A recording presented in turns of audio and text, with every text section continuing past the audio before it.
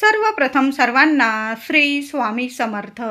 स्वामी महाराजांच्या कृपेने तुमच्या सर्व चांगल्या इच्छा पूर्ण होत ही स्वामींचरणी प्रार्थना करते आणि आजच्या व्हिडिओला सुरुवात करते. भीमसेनी कापराचे असे उपाय मी तुम्हाला आज सांगणार आहे, जेणेकरून तुमच्या आयुष्यातील जे काही संकट असतील, अडीअडचणी असतील, घरात वास्तुदोष असेल, पितृदोष असेल, काही ग्रहमान तुमचे वाईट असेल, घरात मुलं मोठी झालेली असतील, मुलगा असो मुलगी योग्य ठिकाणी त्यांचं स्थळ जुळून येत नसेल, घरात मुलांची प्रगती अडलेली असेल, काही ना काही अडीअडचणी येत असतील, पती पत्नीमध्ये वादविवाद निर्माण होत असतील, कुणी शत्रू त्रास देत असेल, कुणाची नजरबाधा तुमच्या घराला तुमच्या वास्तूला होत असेल, तर आज असे उपाय मी भीमसेनी कापराचे सांगणार आहे.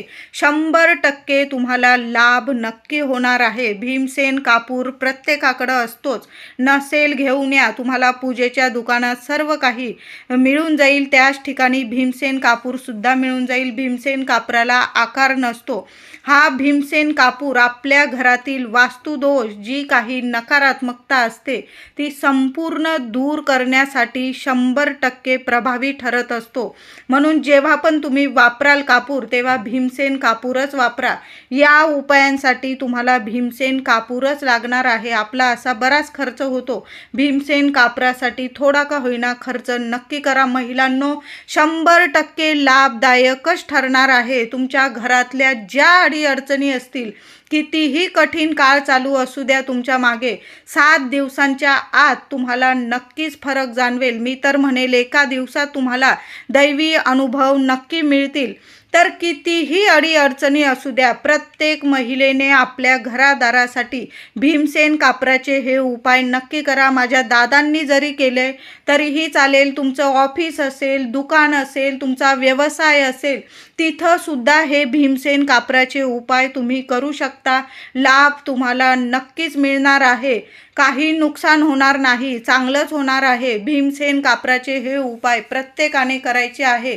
घरात अडीअडचणी असतील महिलांनो, घरात नकारात्मकता वाटत असेल, घर स्वतःचं असो किंवा भाड्याचं असो, आपण प्रत्येक घरात, म्हणजे तुम्ही भाड्याने राहत असाल तिथं सुद्धा तुम्हाला हे उपाय करायचे आहे. आणि स्वतःची वास्तू असेल तिथं सुद्धा उपाय करायचे आहे. तुम्ही जिथं राहतात तिथं आपण हे उपाय नक्कीच करावे.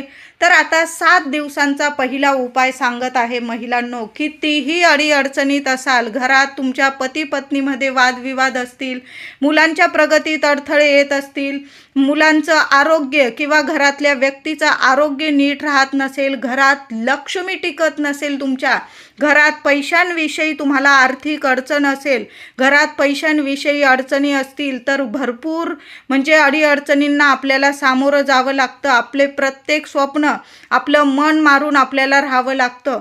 म्हणून महिलांनो, अशा अडचणीत जर तुम्ही असाल तर 7 दिवसांचा हा कापराचा उपाय नक्की करा. करून तर बघा, काय फरक जाणवतो तुम्हीच मला सांगाल की ताई चांगला रिझल्ट दिसून आला. तर काय करायचं आहे, 7 दिवस लगातार हा उपाय करायचा आहे. संध्याकाळी हा उपाय करायचा आहे.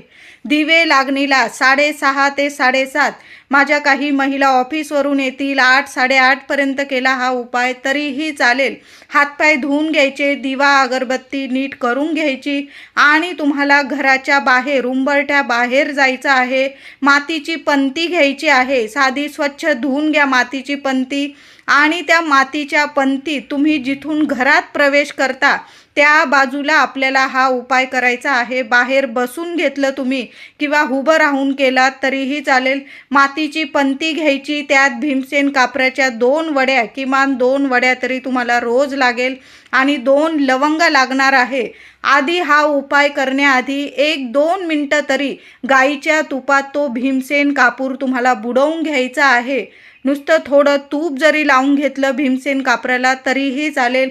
थोड्याशा गाईच्या तुपात भीमसेन कापूर बुडवून घ्यायचा आणि मग त्या मातीच्या पंतीत तुम्हाला 2 कापराच्या वड्या जाळायच्या आहे आणि त्यावर फुलाच्या 2 लवंग जाळायच्या आहे. रोज संध्याकाळी 7 दिवस हा उपाय करायचा आहे. उपाय करताना तुम्हाला ज्या अडीअडचणी आहे, ज्या तुम्हाला समस्या आहे, तुमच्या कुलदेवीला माता लक्ष्मीला तुम्हाला बोलून दाखवायच्या आहे आणि मग त्या कापरासोबत 2 लवंगा जाळायच्या आहे. बाहेर बसून हा उपाय करा किंवा उभं राहून, पण तुम्हाला बाहेरच करायचा आहे. उंबरठ्याच्या बाहेर जिथून आपण सगळे प्रवेश करतो घरात, त्या जागी तुम्हाला हा उपाय करायचा आहे. काही नाही, फक्त 2 लवंगा आणि 2 कापराच्या वड्या रोज लगातार 7 दिवस जाळा. बघा, 2 मिनिटाचंच काम आहे, पण अनुभव सिद्ध हा उपाय आहे. तुम्हाला फरक लगेच दिसून येईल. घरात कितीही अडीअडचणी असू द्या, घरात पैशांविषयी अडीअडचणी असतील तर हा उपाय महिलांनो जरूर करा. बघा, अखंड लक्ष्मी नांदेल तुमच्या घरात. तुमचं घर सोडून माता लक्ष्मी कधीच जाणार नाही. गाईच्या तुपात भिजवलेला कापूर आणि त्यावर 2 लवंग, माता लक्ष्मीला प्रार्थना करा. तुमच्या ज्या समस्या असतील देवी आईला बोलून दाखवा आणि हा उपाय करायचा आहे. नंतर पुन्हा दुसऱ्या दिवशी ती पंती धुवून घ्या. पुन्हा त्यात याच प्रकारे कापूर आणि लवंग जाळायचे आहे. किमान 7 दिवस तरी नक्की हा उपाय करा. उद्या शुक्रवार आहे, शुक्रवार ते शुक्रवार करून तर बघा. अनुभव तुम्हीच मला सांगाल. हा उपाय 7 दिवस तुम्ही तुमचं दुकान असेल, ऑफिस असेल, तिथं सुद्धा करू शकता. तुमच्या वास्तूत पण हा उपाय करा आणि तुमचं दुकान वगैरे असेल तिथं सुद्धा उपाय केला तरीही चालेल. बघा, तुमच्या वास्तूतील बरेचसे असे वास्तुदोष असतील. काही वेळा वास्तुदोष असतो, पितृदोष असतो, त्यामुळे सुद्धा भरपूर अडीअडचणी येतात. म्हणून तुपात भिजवलेला कापूर लगातार 7 दिवस आपल्या मुख्य उंबरठ्याशी नक्की जाळा. अनुभव नक्की येईल तुम्हाला. जे काही पितृदोष असतील, वास्तुदोष असतील, कुणाची नजरबाधा तुमच्या घराला होत असेल, मुलाबाळांची थोडी प्रगती झाली की कुणाची नजर लागत असेल तुम्हाला, तुमच्या मुलाबाळांना, तर नक्कीच नजरबाधा दूर होईल, घरातली नकारात्मकता दूर होईल, वास्तुदोष, पितृदोष नष्ट होतील आणि तुमच्या घरात अखंड लक्ष्मी नांदेल आणि घरातल्या लक्ष्मीला सुद्धा आरोग्य येईल. काही वेळा पितृदोषामुळे, वास्तुदोषामुळे घरातल्या स्त्रीचं सुद्धा आरोग्य नीट राहत नाही.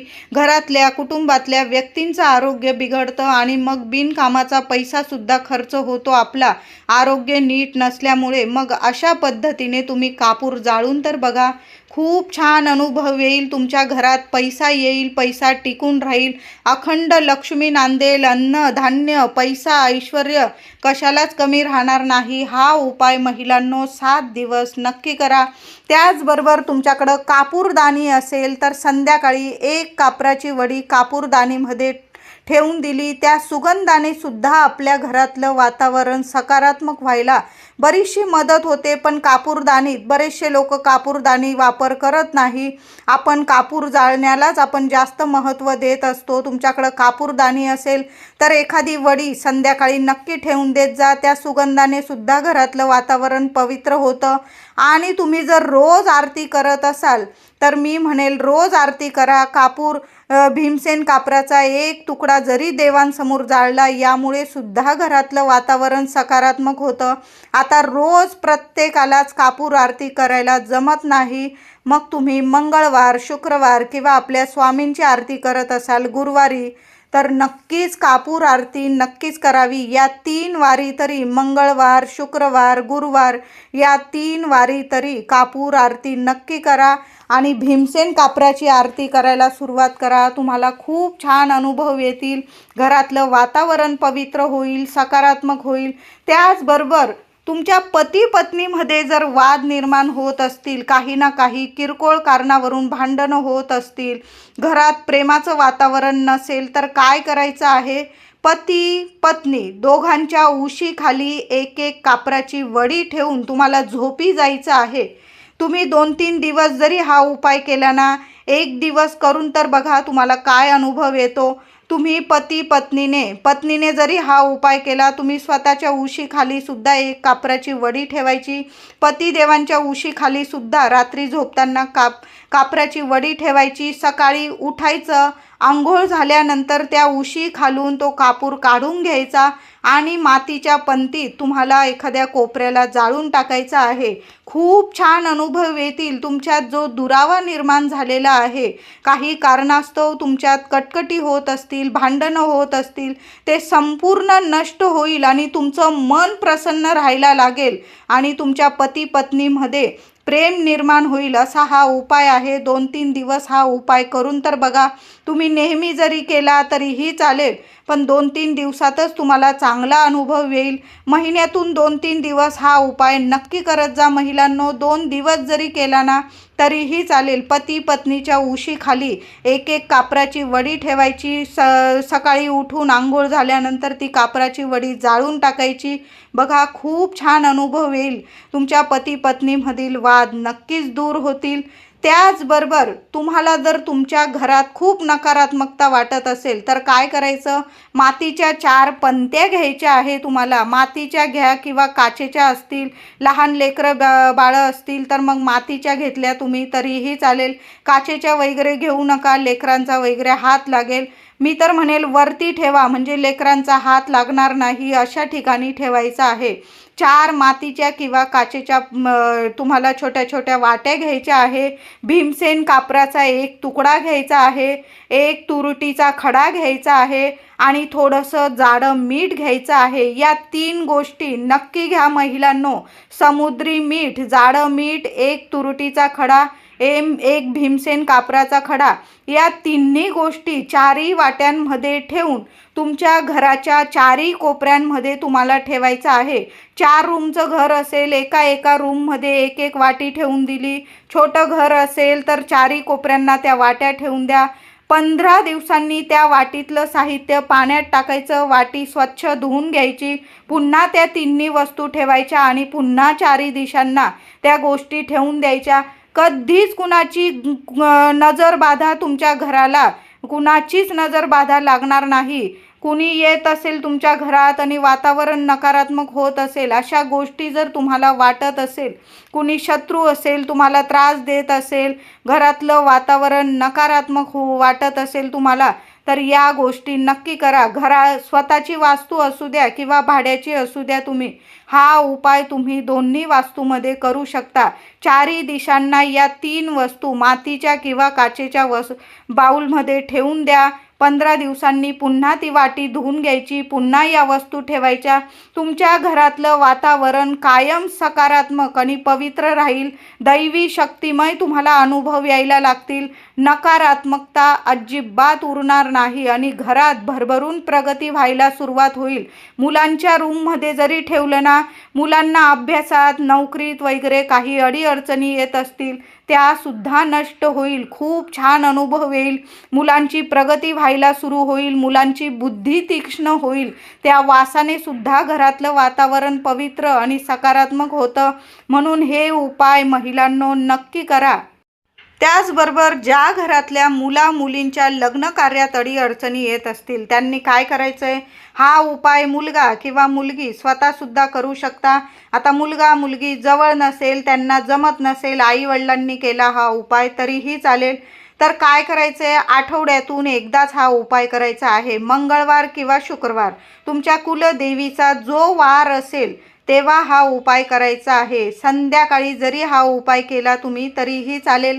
11 फुलाच्या लवंग हळद ओली करून घ्यायची, थोडंसं पाणी टाकायचं हळदीत, थोडीशी हळद ओली करायची, त्यात 11 लवंग भिजवून घ्यायच्या, त्या हळदीत थोडंसं पाणी टाकून हळदीत आणि त्या हळदीच्या लवंगा करून घ्यायच्या आहे तुम्हाला.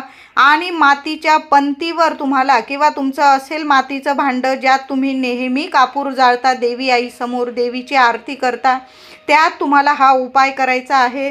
तर काय करायचं, त्या मातीच्या भांड्यात थोडासा भीमसेन कापूर जाळायचा आहे आणि त्यावर एक लवंग तुम्हाला, ती हळदीत ओली केलेली लवंग तुम्हाला जाळायची आहे.